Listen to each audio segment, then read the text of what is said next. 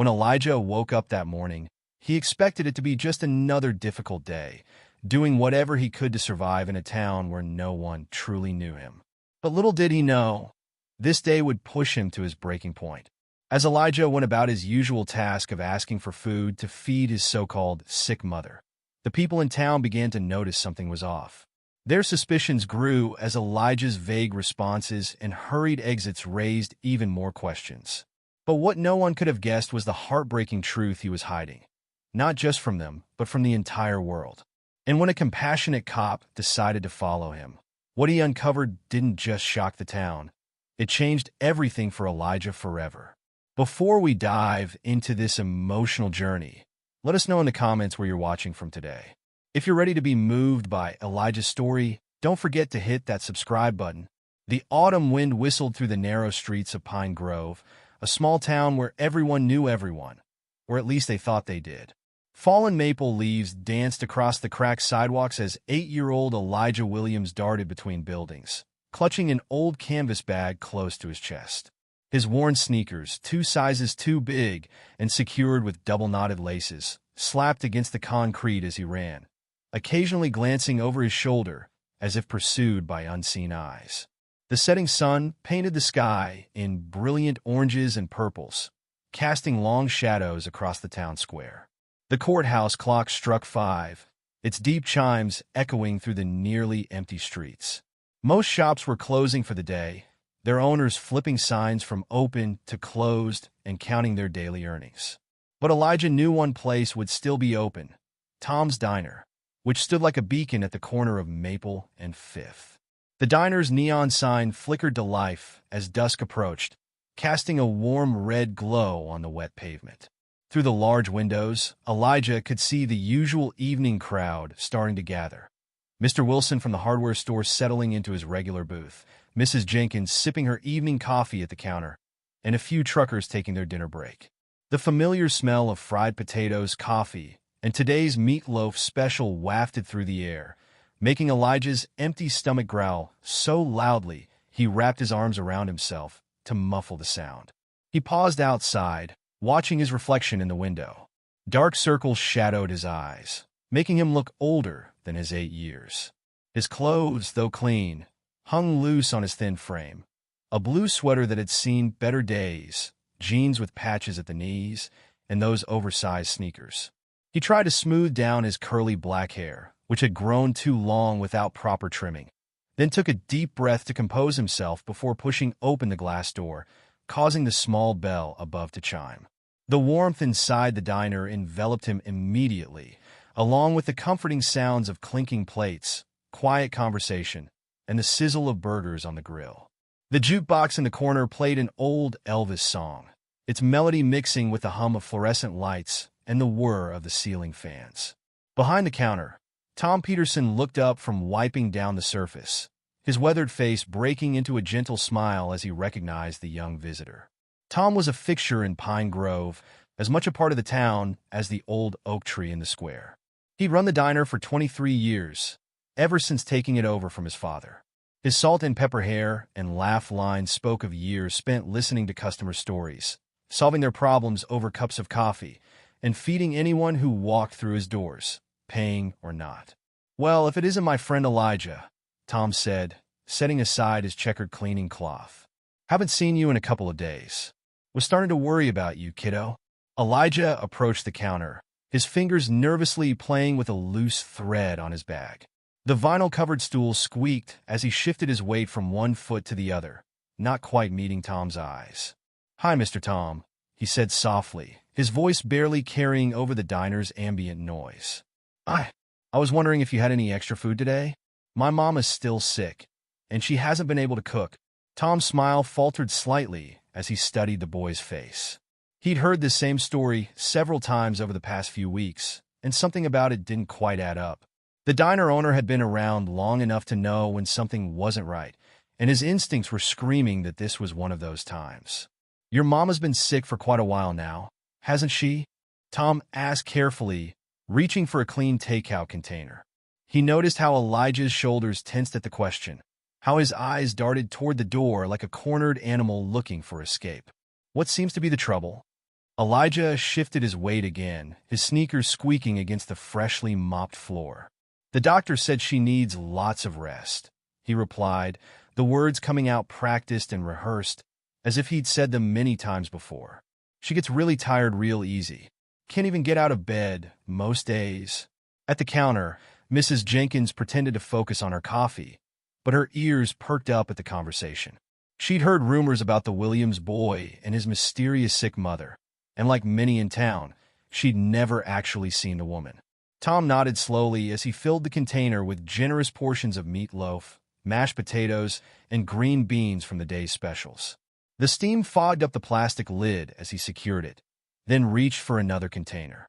"You know, Elijah," he said, keeping his voice gentle, "I make a mean chicken soup that works wonders for sick folks. My own mama's recipe, passed down through 3 generations of Petersons. Maybe I could bring some by your house tomorrow? Checking on your mama."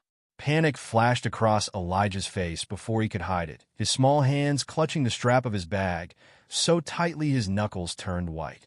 "No," he said quickly, then caught himself, trying to smooth his voice into something calmer. "I mean, she doesn't want any visitors right now.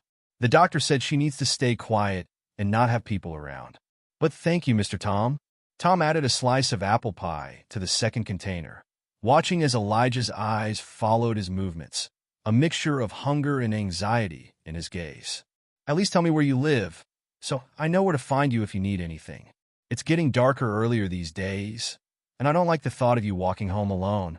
We're just outside town," Elijah mumbled, already backing toward the door as Tom handed him the food containers. "Thank you for the food, Mr. Tom. I gotta go now. Mama's waiting." Before Tom could say another word, Elijah was gone, disappearing into the growing darkness outside.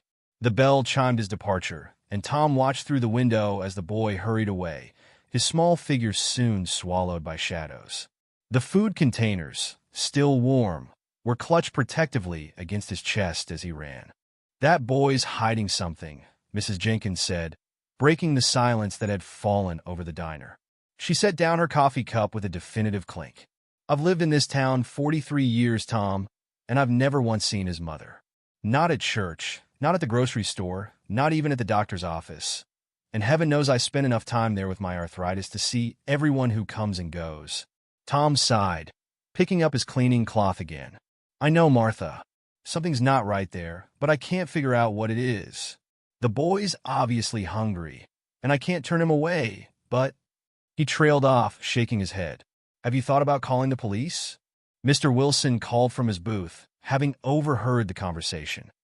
"Could be something serious going on there. And what if we're wrong?" Tom countered. "What if his mama really is sick, and we make things worse by getting authorities involved? No, we need to handle this carefully. That boy's scared of something, and I don't want to make it worse."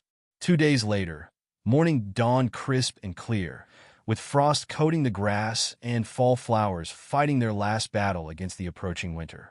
Elijah found himself standing outside Mrs. Robinson's bakery, gathering his courage. He hadn't been here in almost 2 weeks, and his stomach churned with anxiety. But he needed food, and he couldn't go back to Tom's diner too soon. That would raise suspicions. The bakery sat on Cherry Street, its blue and white striped awning making it stand out among the brick buildings. The display window showcased an array of breads, pastries, and cakes, all arranged with Mrs. Robinson's artistic touch. A hand-painted sign advertised Daily Fresh Bread and Pine Grove's Best Cinnamon Rolls. The bell above the door tinkled as he entered, and the smell of fresh bread made his mouth water. Warmth from the ovens filled the small shop, along with the scent of vanilla and cinnamon. Mrs. Robinson, a plump woman with silver hair, pulled back in a neat bun and kind eyes behind wire-rimmed glasses, looked up from arranging pastries in the display case. "Why, hello there," she said, straightening up and adjusting her flour-dusted apron. "Elijah, isn't it? How's your mother doing?" Elijah gripped the strap of his bag tighter, his rehearsed story ready on his lips. "She's still sick, ma'am," he said, trying to keep his voice steady. "I was hoping maybe you had some extra bread today." Mrs. Robinson studied him with motherly concern, noting his too thin face and the way his clothes hung loose on his frame. Something in her heart ached at the sight. "Of course, dear. And you know what? I just made a big pot of chicken soup this morning. Your mother could really use something warm and nourishing." She bustled around the counter, gathering bread and rolls into a paper bag. The morning sunlight streamed through the window, catching the flour dust in the air and making it look like floating gold. "I could bring the soup by later today. It's no trouble at all. My Henry's watching the shop this afternoon anyway, and I could—" "Oh no, please don't," Elijah said quickly, his heart racing. "Mama doesn't want visitors. She's really tired, and the doctor said she needs quiet. The quietest quiet possible." "That's what he said?" Mrs. Robinson paused, a slight frown creasing her forehead as she added another roll to the bag. "Well, I could just leave it at the door. You wouldn't even have to let me in. No trouble at all, really. She's sleeping most of the time," Elijah insisted, backing toward the door, his eyes fixed on the exit. "Thank you for the bread, Mrs. Robinson, but I should go now. Mama needs me." As the door closed behind him, Mrs. Robinson turned to her assistant, Sarah, who had been arranging cookies nearby. Sarah was young, barely out of high school, but she had a sharp mind and good instincts. "Something's not right with that boy's situation," Mrs. Robinson said softly, watching through the window as Elijah hurried away. "Have you ever seen his mother? Does anyone know where they live?" Sarah shook her head, her ponytail swaying with the movement. "Come to think of it, I've never seen her in town. And he always seems so nervous when anyone asks about her. Like he's got a script he has to stick to." "Exactly," Mrs. Robinson agreed, absently straightening the display case. "And have you noticed how he never comes at the same time? Always different days, different hours. Like he's trying not to establish a pattern." Throughout the day, similar conversations began sprouting up around Pine Grove like mushrooms after rain. At the post office, Mrs. Robinson mentioned her concerns to Martha Jenkins, who remembered seeing Elijah asking for food at the church picnic last week. Martha told her bridge partner, Eleanor Wilson, who mentioned it to Tom when she stopped by the diner for coffee. "He was here yesterday," Tom said, leaning on the counter. "Same story about his sick mother. But when I offered to visit, you should have seen how scared he looked. Like a rabbit about to bolt." "Has anyone actually seen this mother of his?" asked Mr. Wilson, who was sitting at the counter nursing his third cup of coffee. "I mean, really seen her, not just heard about her?" "Not that I know of," Tom replied, his brow furrowed with worry. "And whenever anyone offers to help or visit, he has some excuse about why they can't. Always something about the doctor saying she needs quiet, or she's sleeping, or she's too tired for visitors."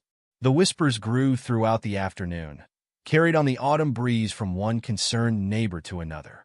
At the grocery store, Mrs. Peterson, no relation to Tom, told the cashier how she'd seen Elijah picking through the discarded produce behind the store last week.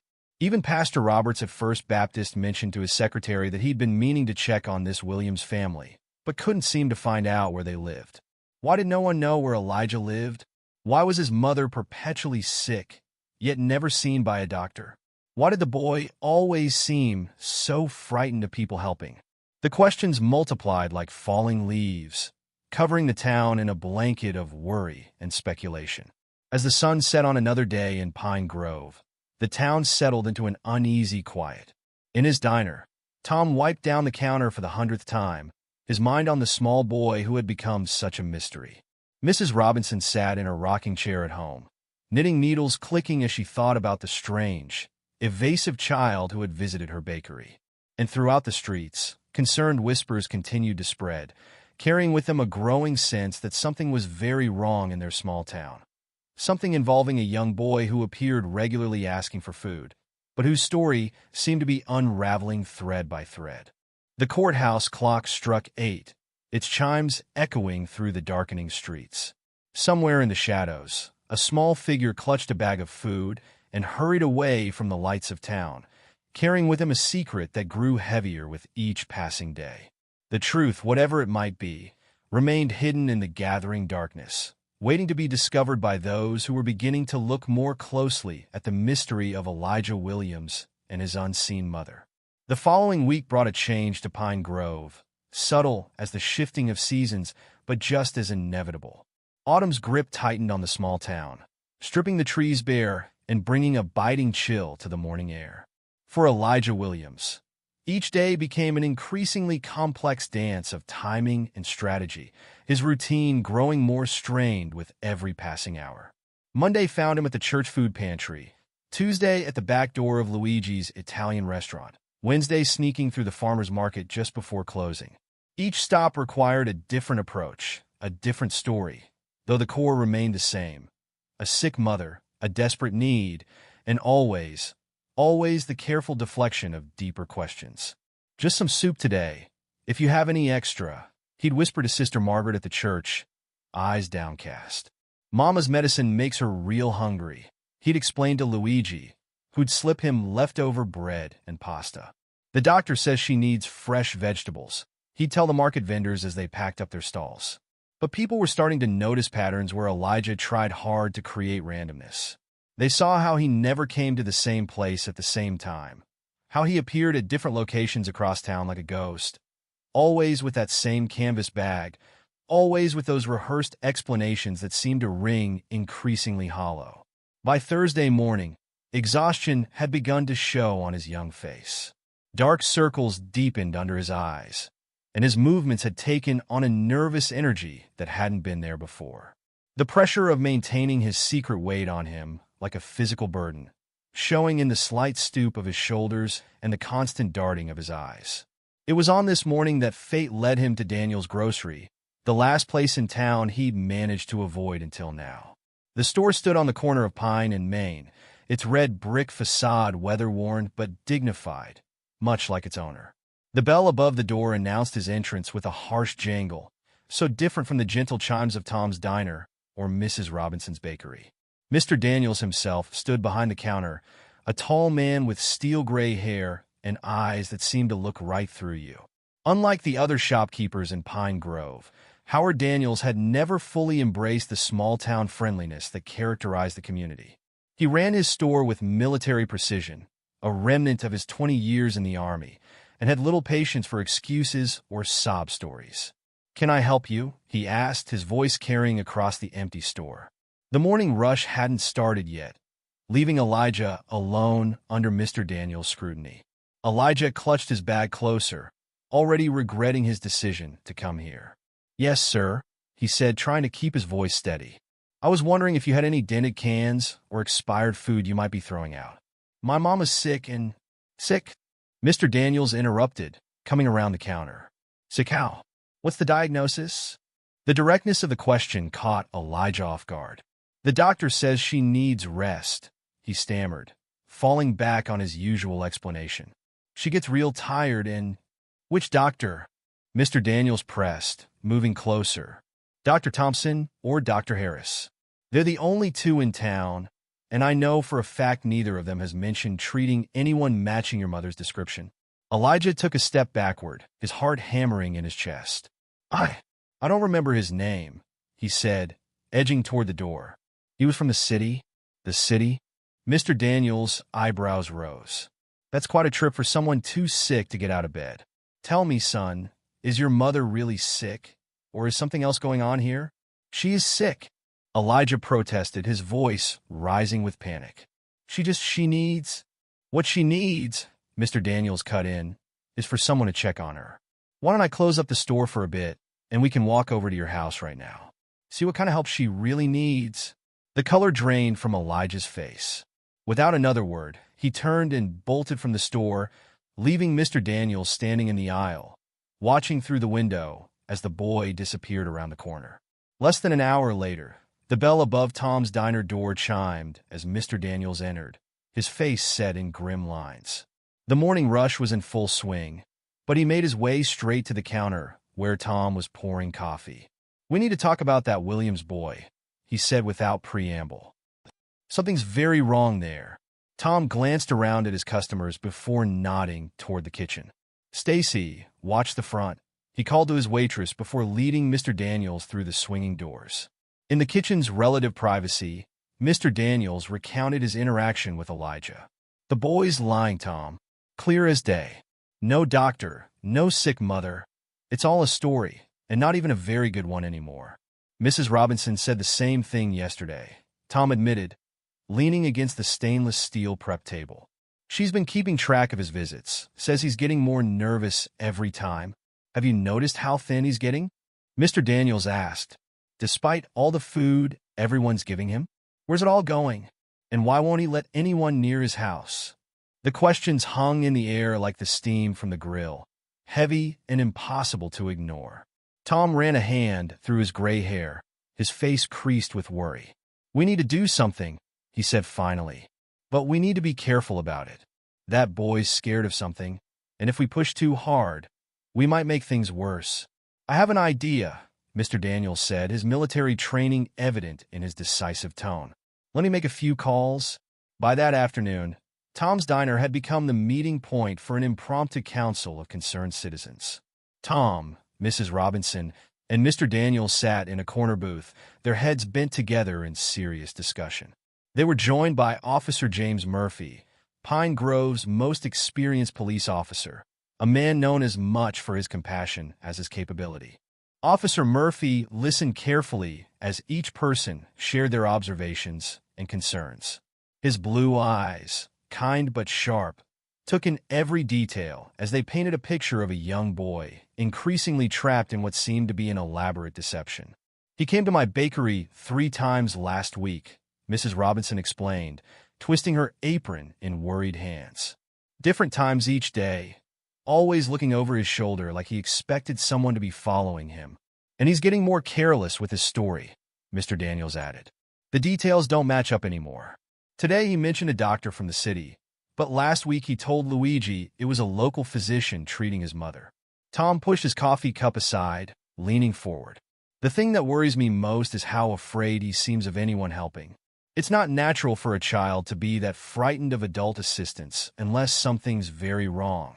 Officer Murphy nodded slowly, his expression thoughtful.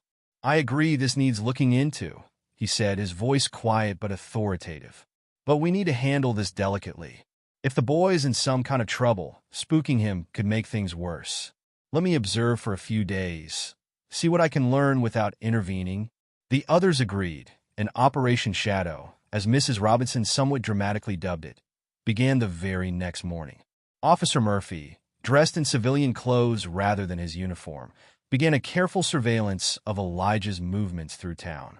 The first day, he watched from his personal truck as Elijah made his rounds. The boy's pattern was clever. Never the same place twice in a row, varying his times, taking different routes between locations.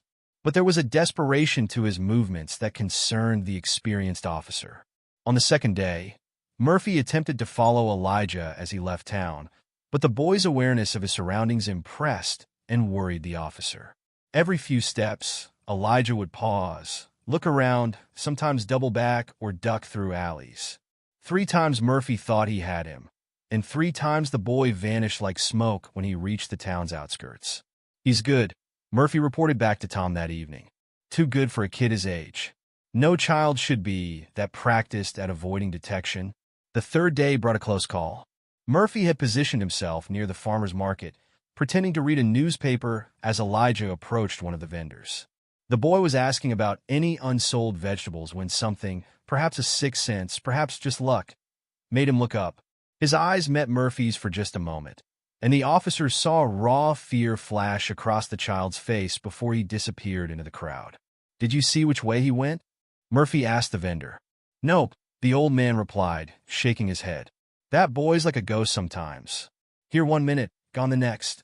Been that way ever since he started coming around a few months back. Each day brought new concerns. Murphy observed how Elijah seemed to grow more haggard, more anxious. The boy's clothes, already too big, hung looser on his frame. His movements became more erratic, his visits to various locations more frequent, as if he were gathering supplies for some approaching crisis. He's getting desperate, Murphy told the concerned group gathered at Tom's Diner at the end of the week. Whatever's going on, whatever he's hiding, I think it's coming to a head. Should we confront him? Mr. Daniels asked, his military mindset seeking direct action. No, Murphy said firmly. He's too scared, too likely to run. We need to wait for the right moment, catch him off guard, but in a way that doesn't threaten him. He needs to know we're here to help, not hurt. And his mother? Mrs. Robinson asked softly. Do you think she's really sick? Murphy's expression grew grave. "I'm not convinced there is a mother," he said carefully. "At least not in the way he's described. Something else is going on here. Something that has that boy terrified of discovery." The group fell silent, each lost in their own thoughts about what could drive a child to such elaborate deception. Outside, the autumn wind whistled through the streets of Pine Grove, carrying with it the first hints of winter. Somewhere in the gathering darkness, a small boy made his way home, unaware that concerned eyes were watching, caring hearts were worrying, and helping hands were preparing to reach out. The mystery of Elijah Williams had grown beyond whispered concerns into something that demanded action. But as Officer Murphy reminded them, timing was everything. One wrong move could send the boy running, perhaps somewhere beyond their reach to help.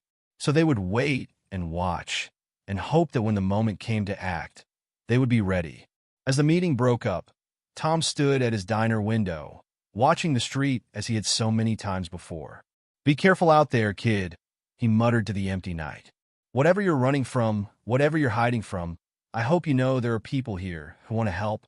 But the street remained empty, offering no answers to the questions that hung heavy in the autumn air. Tomorrow would bring another day of careful observation, another day of growing concern, another day closer to whatever truth lay at the heart of Elijah's desperate deception. For now, all they could do was wait, watch, and worry about the small boy who carried such a heavy secret through their town's quiet streets. The autumn wind had turned bitter as Officer James Murphy sat in his unmarked car, watching Elijah Williams emerge from Tom's diner. The boy clutched his usual canvas bag, now bulging with food containers, and started his familiar zigzag pattern through town. But today was different. Today, Murphy wouldn't let the boy slip away. Earlier that morning, he'd witnessed something that cemented his decision to act. Elijah had nearly panicked when Mrs. Peterson offered to drive him home, backing away so quickly he knocked over a display of canned goods at the grocery store. The fear in the boy's eyes wasn't just anxiety anymore. It was pure terror. The incident had drawn attention from other shoppers, and Mrs. Peterson's well-meaning attempts to help had only made things worse. "Let me at least drive you partway," she'd insisted, reaching for Elijah's arm. "It's getting so cold out there." The boy had recoiled as if her touch burned, sending more cans clattering across the floor. His eyes had darted around like a trapped animal's, searching for escape. "No. I mean, thank you, but no. I have to go. My mama's waiting." The lie had sounded hollow even to Murphy's ears, watching from the checkout counter. He'd seen how Elijah's hands trembled as he gathered his scattered belongings, how his voice cracked on the word mama. Something had to give, and soon. "Time to end this," Murphy muttered, carefully pulling away from the curb as Elijah headed toward the outskirts of town. The sun was setting earlier now, casting long shadows that helped conceal his vehicle as he maintained a careful distance. The streets of Pine Grove gradually transformed from well-maintained sidewalks to crumbling pavement as they moved away from the town center. Murphy noticed how Elijah seemed distracted today, less vigilant about checking for followers. His shoulders were hunched against the cold, and his pace was quicker than usual. Twice he nearly stumbled, catching himself at the last moment, his exhaustion evident in every movement. As they left the town's familiar streets behind, Murphy's curiosity grew.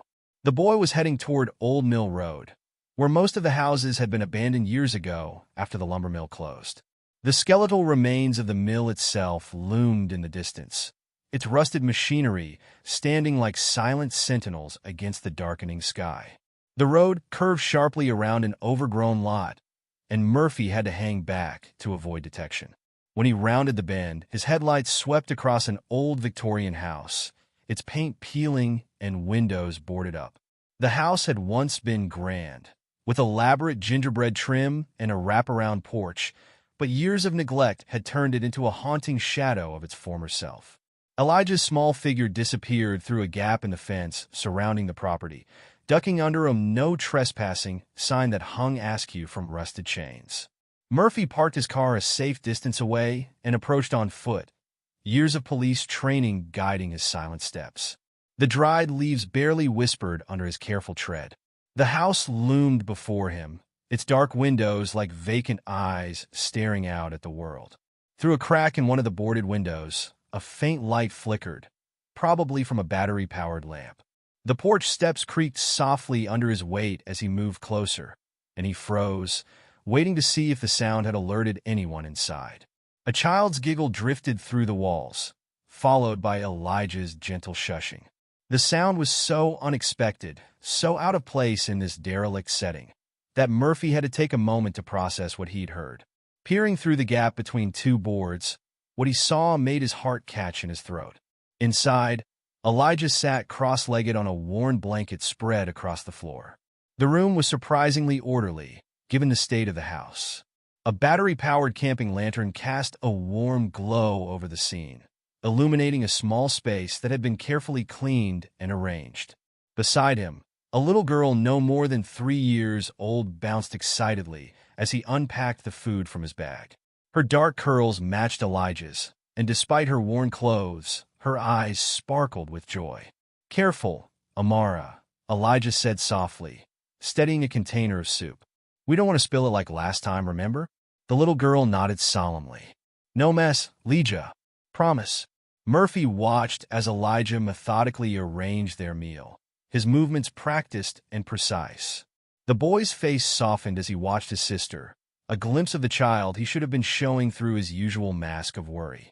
As he worked, his mind seemed to drift, his hands slowing as memories washed over him. The first days after arriving in Pine Grove had been the hardest.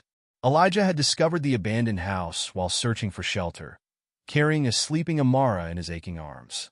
They'd walked for days, leaving their hometown far behind, surviving on what little food he'd managed to bring with them. "Stay quiet as a mouse, okay?" He taught Amara from the beginning, demonstrating by pressing his finger to his lips. "If anyone comes while I'm gone, you hide in our special place." He'd spent weeks preparing their shelter, dragging old furniture to block windows, rigging tin cans on strings as makeshift alarms, and creating a hidden space behind a false wall where Amara could hide if needed. Every morning before leaving to collect food, he'd check each security measure twice. "Mouse quiet," Amara would whisper back, practicing their daily routine. She'd crawl into the hidden space, clutching the stuffed rabbit he'd found for her at a church donation box. Sometimes she'd cry when he left, and those moments nearly broke him. "That's my smart girl," he'd praise her, fighting back tears as he locked the door behind him. Each day, leaving her alone tore at his heart, but he had no choice. They couldn't risk anyone finding out about her. The lies had started small at first. A sick mother seemed the simplest explanation for needing food. But keeping the story straight became harder as more people asked questions. Sometimes he'd wake in the middle of the night, panicked that he'd said something wrong, given away too much. He'd created routines within routines. Never visit the same place twice in a row. Vary the times. Take different routes. Keep moving, keep lying, keep Amara safe. The weight of it all pressed down on him, making him feel older than his 8 years. At night, when Amara was asleep, he'd look at the photo he kept hidden in his pocket, the last picture taken of their family together. Their mother's smile, already strained by the illness that would take her life just months later. Their father, gone even before that, existing only in Amara's baby pictures and Elijah's fading memories. "I promise I'll take care of her," he'd whispered to the photograph countless times. "I won't let them separate us. I promise." The sound of approaching sirens in the distance would sometimes send him into panic attacks, convinced they'd been discovered. He'd gather Amara in his arms, ready to run, only to realize the sirens were heading somewhere else, to someone else's emergency. The creak of a floorboard snapped Elijah back to the present. He whirled around, instinctively pushing Amara behind him as Officer Murphy stepped into view. The boy's face drained of color, his worst fears materializing before him. "Please," Elijah choked out, tears already streaming down his face. "Please don't take her away from me. She's all I have left. Please, I'll do anything." Murphy raised his hand slowly, showing he meant no harm. His heart ached at the raw desperation in the boy's voice. "I'm not here to hurt anyone, Elijah. I just want to understand what's happening." Amara peeked around her brother's arm, curious but not afraid. Friend, she asked hopefully, her innocent question hanging in the air between them. Elijah's shoulders shook as he pulled her close. Our parents, he started, then had to swallow hard before continuing. Dad died when Amara was just a baby. Car accident. Then Mom got sick. Really sick, not like the stories I told. Cancer. She fought it for a long time, but his voice cracked. She passed away 3 months ago. Why didn't you tell anyone? Murphy asked gently, keeping his distance to avoid frightening them further. There are people who could have helped. The social workers in our hometown. Elijah's voice trembled with suppressed emotion. They came to the hospital after Mom. They said we'd have to go to different foster homes. Said Amara was young enough to be adopted easily, but that he shook his head violently. I couldn't let them separate us. She's just a baby. She needs me. I'm all she has left. Murphy's eyes roamed the room, taking in the details of their makeshift home. Despite the desperate circumstances, he could see how hard Elijah had tried to create a safe, nurturing environment. Crayon drawings decorated one wall, clearly Amara's work. A small collection of books sat neatly stacked in one corner. Old blankets had been carefully arranged into sleeping areas, and a box of toys, mostly salvaged items, sat within easy reach. Everything was organized, clean despite the building's decay. You've been very brave, Murphy said softly, taking care of your sister all alone. But Elijah, you don't have to do this by yourself anymore. Fear flashed across Elijah's face. You don't understand. They'll take her away. They'll say I can't take care of her properly.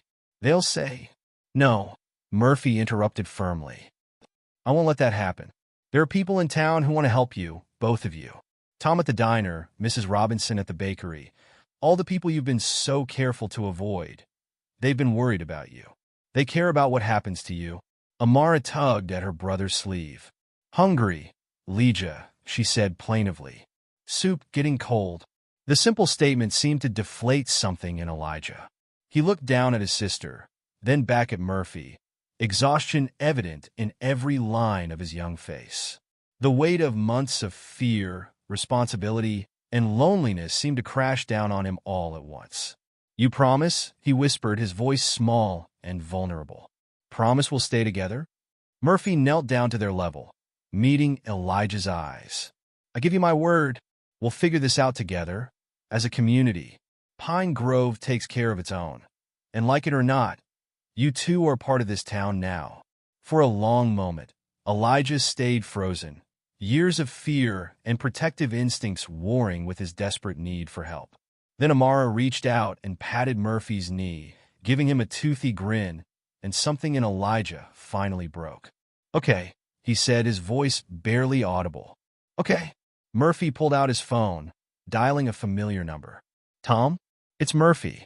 I need your help. And bring Mrs. Robinson too.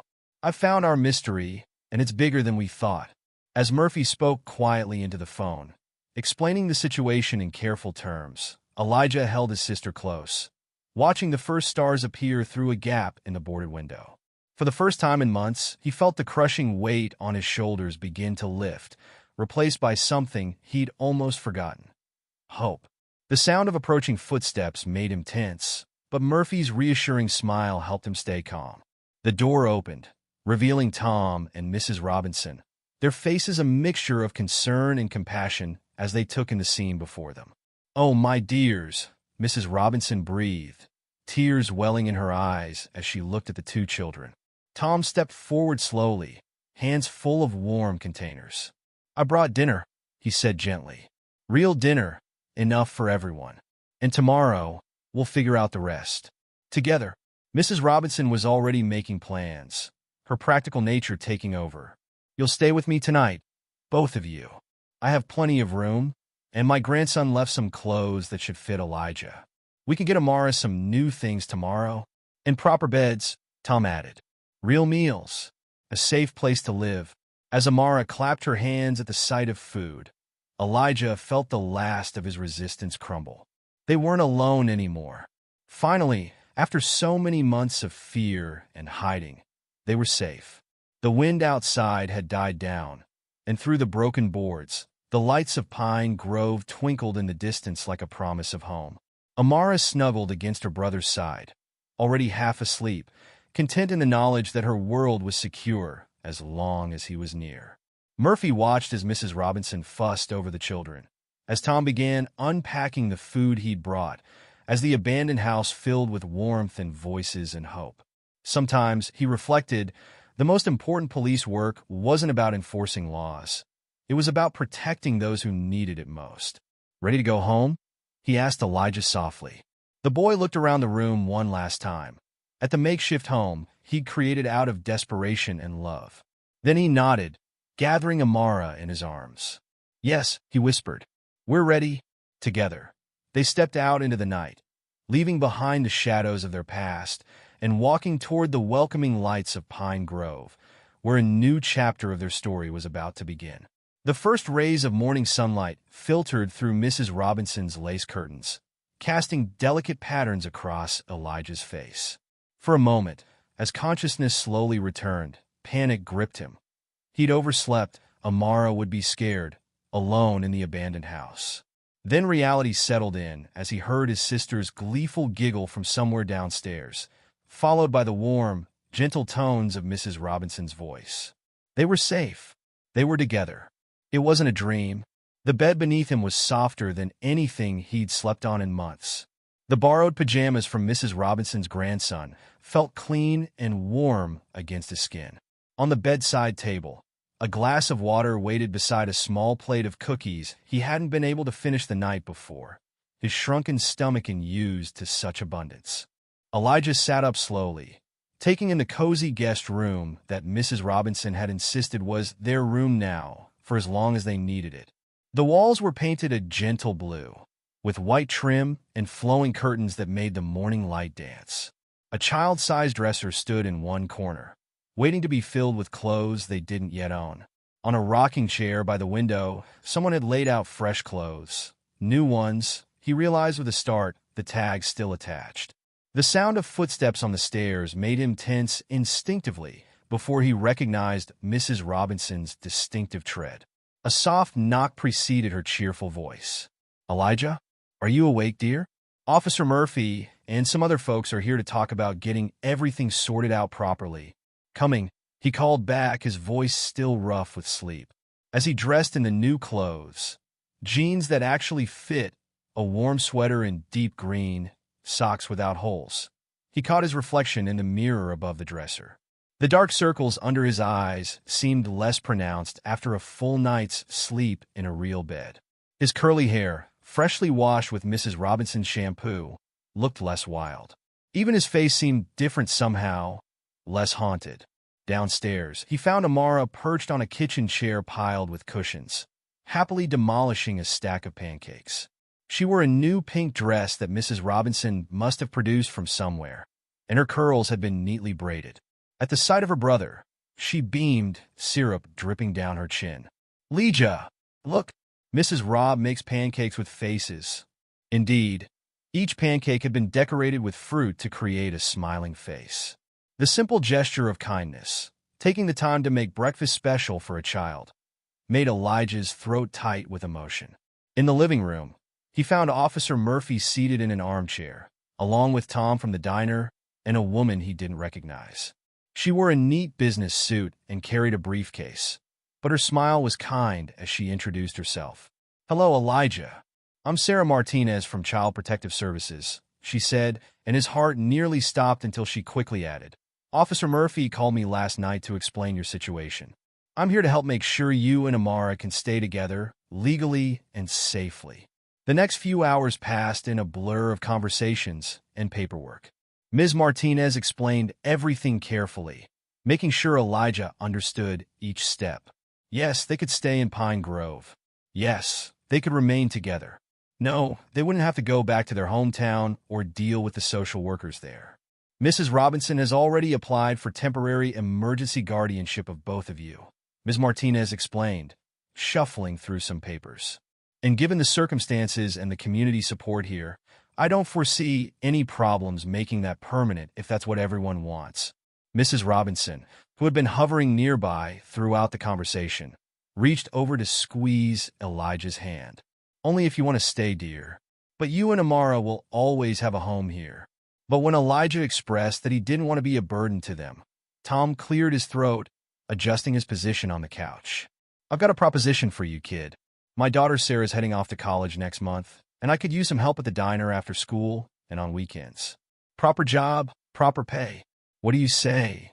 Elijah looked around the room at these people who had become his allies overnight. Officer Murphy with his steady presence, Mrs. Robinson with her endless supply of love and baked goods, Tom with his practical kindness, and even Ms. Martinez with her determination to make things right. For months, he'd carried the weight of responsibility alone, convinced that adults couldn't be trusted to help.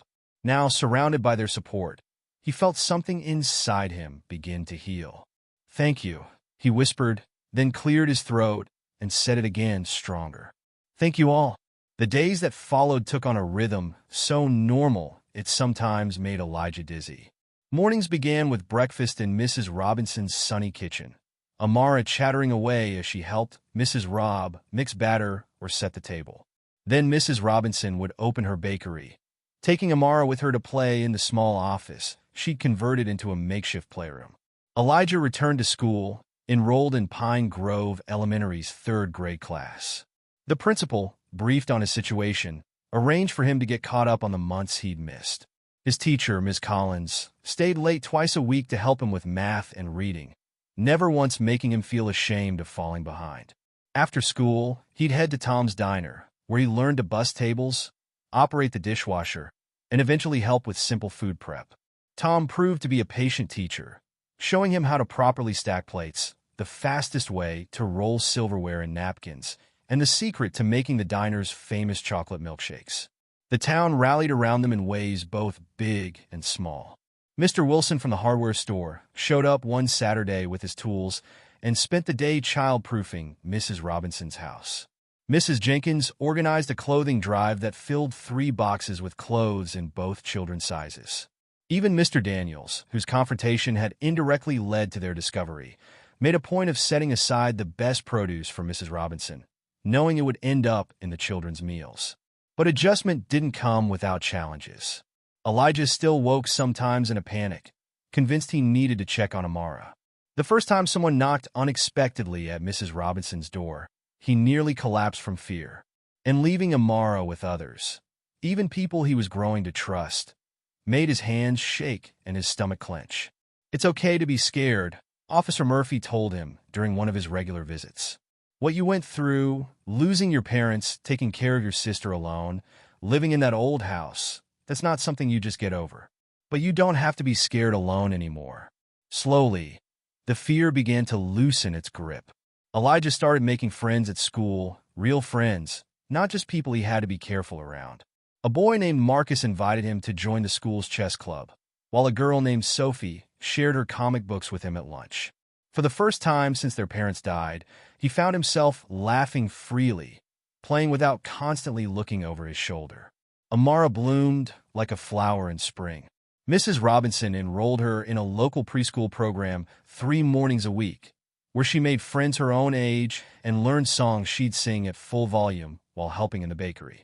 Her vocabulary expanded rapidly, though she still called her guardian Mrs. Rob, a nickname that had stuck and never failed to make the older woman smile. One evening, about 2 months after their discovery, Elijah sat on Mrs. Robinson's porch swing, watching Amara chase fireflies in the front yard. The autumn chill had given way to winter's first whispers, and she wore a puffy coat that made her look like a pink marshmallow as she danced and giggled in the gathering dusk. Mrs. Robinson stepped out, carrying 2 mugs of hot chocolate topped with whipped cream.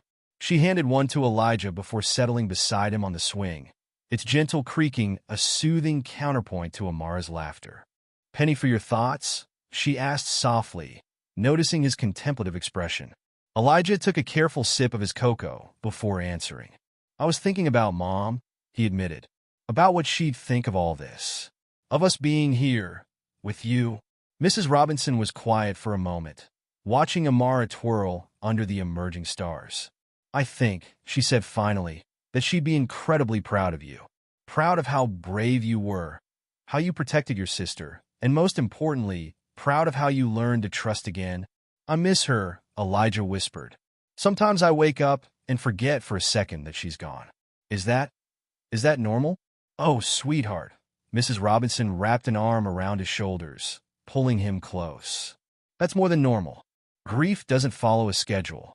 It comes and goes like waves. And all we can do is hold on and remember that we're not alone in the storm. They sat in comfortable silence for a while, watching Amara's firefly dance. The little girl had captured one in her cupped hands and was peering at it with wonder, its gentle glow illuminating her delighted face. Look, Legia, she called. It's making stars. Gentle with it, he reminded her, falling naturally into his big brother role. Remember what we learned about fireflies? Amara nodded solemnly before carefully opening her hands, watching the tiny light drift away into the darkness. Bye-bye, lightning bug, she whispered. Thank you for the magic.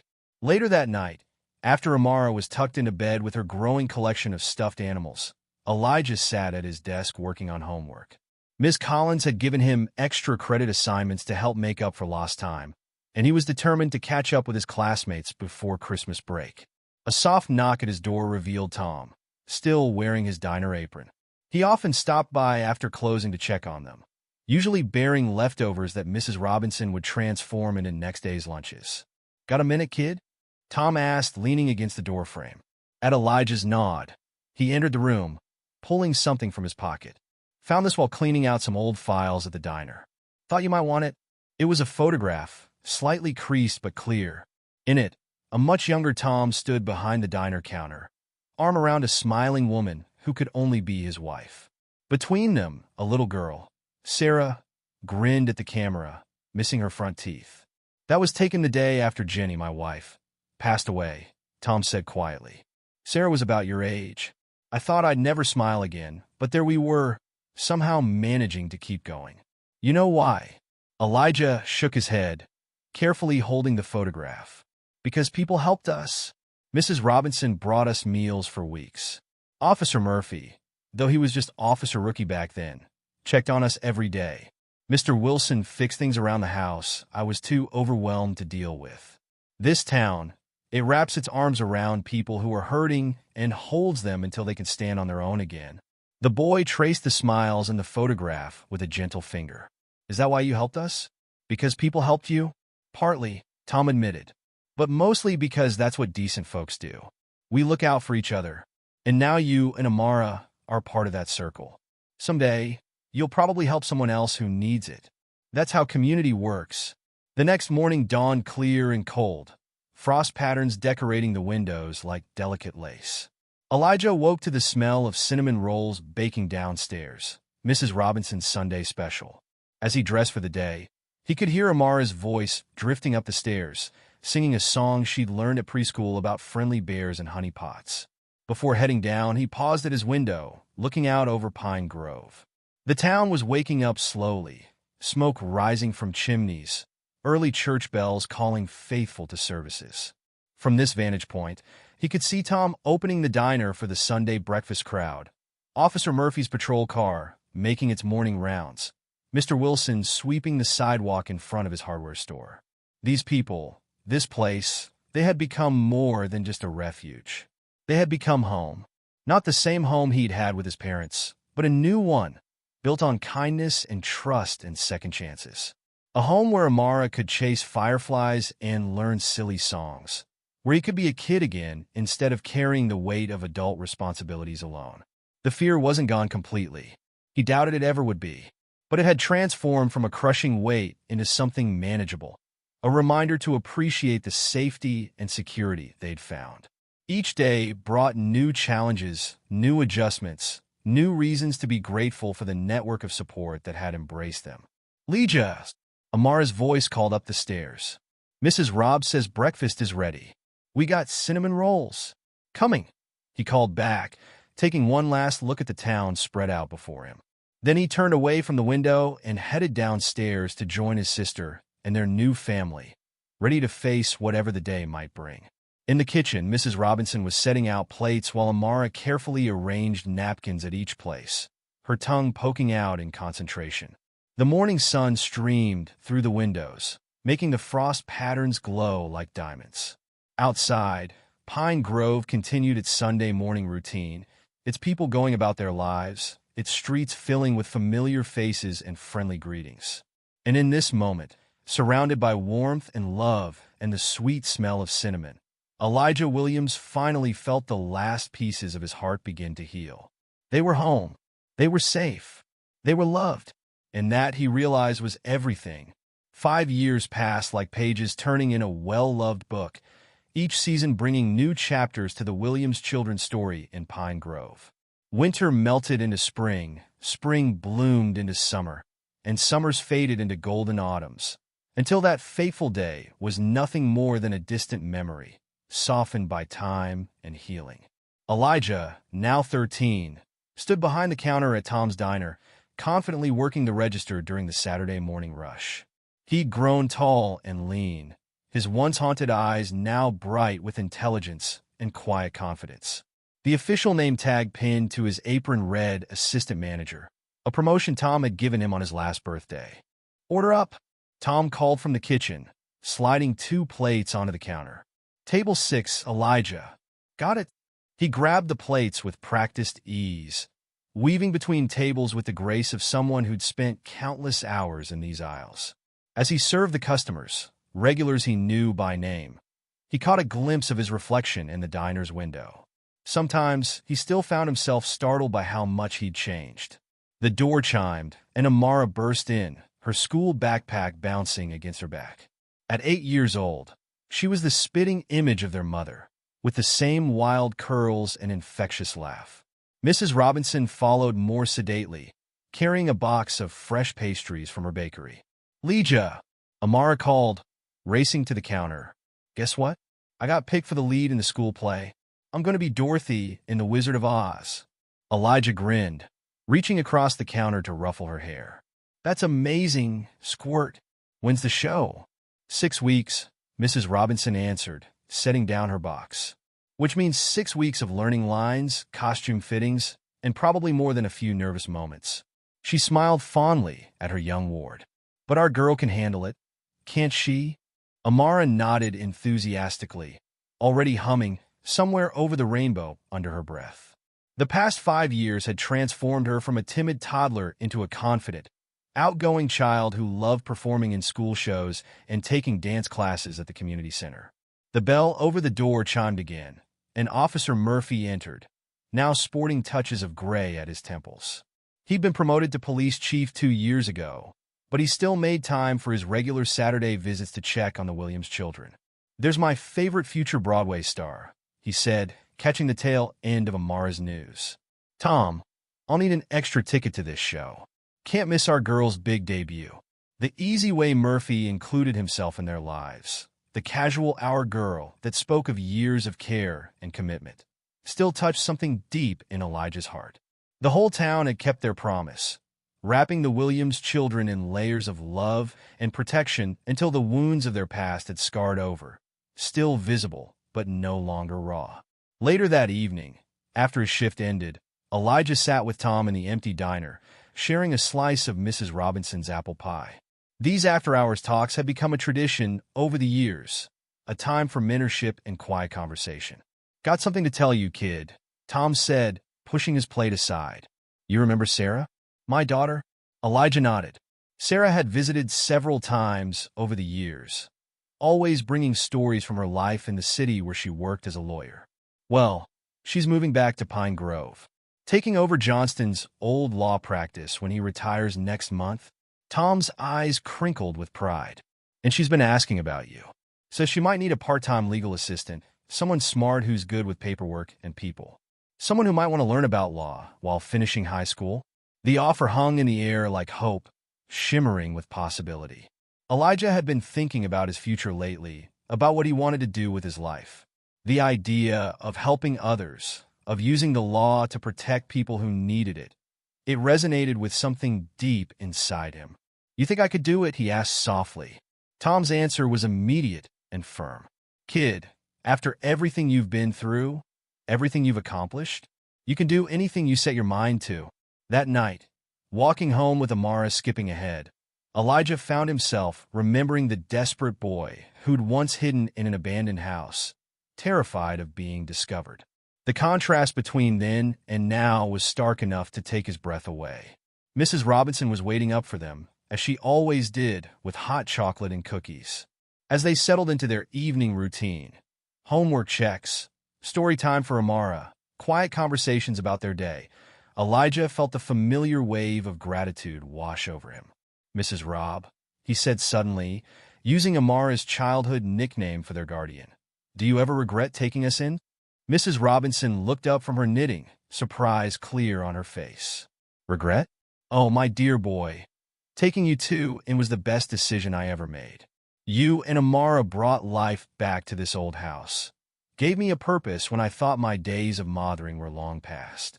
She set her knitting aside, leaning forward. "But what's brought this on?" Elijah twisted his hands in his lap, struggling to find the right words. "Tom offered me a job with his daughter Sarah at her law practice. And it got me thinking about the future, about college, maybe about doing something that matters." "Something that matters?" Mrs. Robinson echoed softly. "Like what?" "Like helping kids like me and Amara.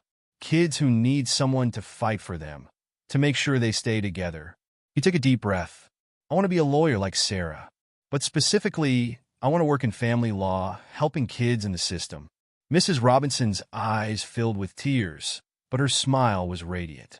"Oh, Elijah, you've already been helping others more than you know. Do you remember the Martinez children last year?" He nodded. A family had moved to Pine Grove under circumstances suspiciously similar to his own. 2 children, clearly afraid, clearly hiding something. But instead of hiding them, the town had known what to do, thanks to the lessons learned from the Williams children. "You were the one who got through to them," Mrs. Robinson reminded him. "You showed them it was safe to trust us, safe to accept help, and now they're thriving, just like you and Amara." The next morning was Sunday, and like every Sunday for the past 5 years, they had breakfast at Tom's Diner before heading to the small cemetery on the edge of town. The tradition had started shortly after they'd settled in Pine Grove, when Elijah had finally felt safe enough to share the location of their parents' graves in their hometown. The community had arranged for them to be moved to Pine Grove, giving the children a place to visit and remember. Amara placed fresh flowers on both graves, arranging them with careful attention. She had few memories of their parents, but Elijah and Mrs. Robinson had helped keep their memory alive through stories and photographs. "Hi, Mom." "Hi, Dad," Amara said softly, her usual chatter subdued in this quiet place. "I got the lead in the school play.